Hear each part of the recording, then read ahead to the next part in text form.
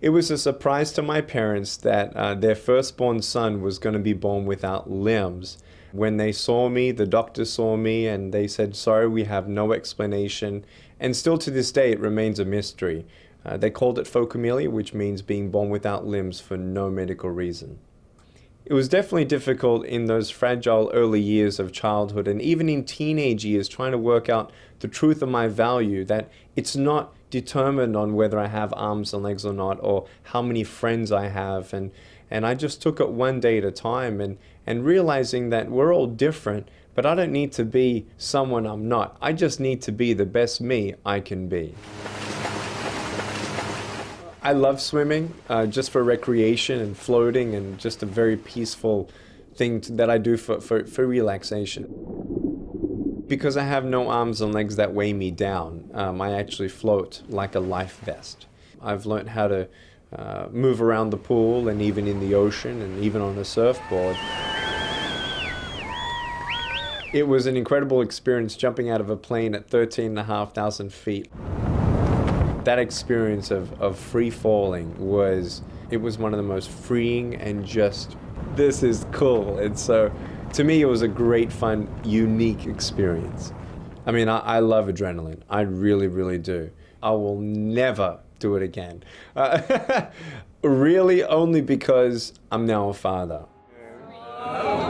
So cute. Look how beautiful my boy is. Oh, I miss him so much. At 17, my janitor at my high school, we made friends. And he looked at me one day and he, to my surprise, said, "You're going to be a speaker." And I said, "You're a crazy old man." I said, "What do you think I'm going to speak about?" He said, "Your story." I said, "I don't have a story." He said, "Yes, you do."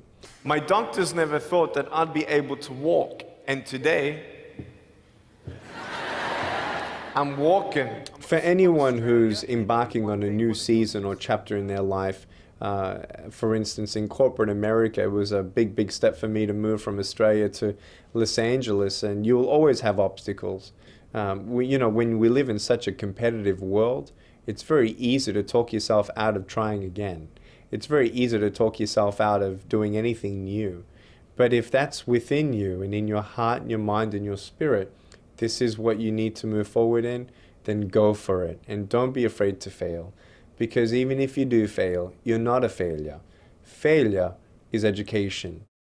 We're all outsourcing overseas, but there are many people that I know who are looking for jobs, who have different disabilities, and I think it's part of that corporate social responsibility that maybe perhaps American corporations can really invest in on. It's not just giving someone a wheelchair or a building to access. It's about inspiring them as well to get up and go create something. I at best was thinking, well, I hope I get a job. And here I am, a president of 2 companies and employing, over a dozen people here in America.